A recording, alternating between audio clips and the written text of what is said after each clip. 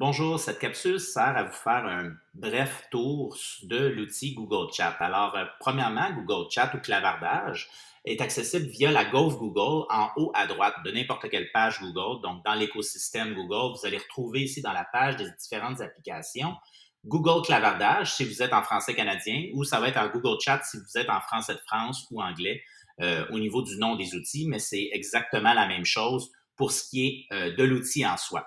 Donc, rapidement, un bref tour. En haut, on a un bouton d'état. Donc, automatiquement, si on est dans l'outil puis on est actif, ben, on va avoir un point vert à côté des gens là, qui vont être connectés. Ne pas déranger, définir comme absent ou ajouter un état. Donc, comme dans les autres types d'outils du genre, on peut avoir différents états. On a une barre de recherche en haut de clavardage dans les espaces de collaboration, là, ou les salles, qui permet de retrouver rapidement du contenu là, avec toutes les conversations puis les différents espaces de collaboration qui peuvent s'ajouter. On peut retrouver du contenu rapidement. Donc, c'est toujours bon à se souvenir qu'on a un outil de recherche pour retrouver et être efficace. Alors, dans la barre latérale de gauche, on a deux types de regroupement là, de conversation, de collaboration. En haut, on a nos clavardages. Donc, c'est seulement un fil de conversation avec une ou plusieurs personnes. On peut partir un clavardage avec le bouton plus. Là, ici, démarrer un clavardage et on va créer une conversation soit avec juste deux personnes ou plus. On ajoute les courriels simplement des gens qu'on souhaite ajouter.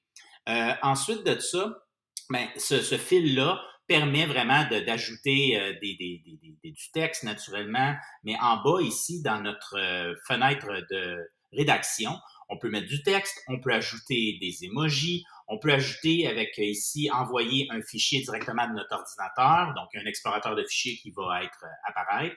On peut envoyer un fichier aussi qui vient directement de notre Google Disk. On peut, en cas, par exemple, que je suis en train de parler dans ce cas-ci avec Serge, puis que je vois qu'il est disponible, ben je peux dire, hey, si ça te tente, on peut partir une réunion vidéo avec Google Meet. Donc, on va basculer en visioconférence, puis tout de suite, on va être capable de se parler en direct. Ça va être plus efficace dans certains contextes que juste s'écrire. Donc, c'est pas obligatoire naturellement, mais c'est une option qui est sur la table. Puis, on peut se planifier ici des choses avec l'agenda. Donc, on peut programmer un événement dans notre agenda qui va aller aussi dans les agendas des autres. Donc, ça, c'est très, très intéressant. On a des outils de collaboration. Si on va aller plus loin au niveau des collaborations, ben, il y a le concept de salle ou d'espace. Là, maintenant, avec les mises à jour, les noms changent, donc ça va être plus espace qui va être écrit sous peu. Alors, ici, si je clique sur un espace, par exemple Cap Café, qui est un projet, ben ça nous permet d'avoir encore une fois des membres, OK, à l'intérieur de c'est un clavardage en premier. Donc, j'ai des membres. Ici, il y en a 4. Donc, dans mon menu, je pourrais afficher mes membres, je pourrais ajouter des membres, je pourrais modifier le nom de l'espace. Donc là, il s'appelle Cap Café, puis il y a un petit emoji de café là à côté. Je peux changer mes notifications ici. Donc, vraiment, mes paramètres de notification, c'est très important à régler. Donc, on peut simplement me faire envoyer une notification à chaque nouveau message, juste ceux dans lesquels on est mentionné avec un A commercial, comme dans tous les outils là, de communication, ou les désactiver simplement. Donc, on peut gérer nos notifications. Ce qui est vraiment puissant, c'est qu'on a un gestionnaire de fichiers qui est intégré et un gestionnaire de tâches. Donc, je vous donne un exemple. Ici, dans le gestionnaire de fichiers, ben, je peux avoir différents fichiers qui sont déposés. Là, ici, c'est tous moi. On vient de partir cet espace-là. Et on est capable de déposer des documents. Donc, ils deviennent, ces documents-là, directement disponibles aux autres membres de l'espace. Donc, si je clique, par exemple, dans cet espace-là, SRI secondaire, puis que je m'en vais dans les fichiers, je vois que Naïma en a déposé un, j'en ai déposé un et Paul en a déposé un.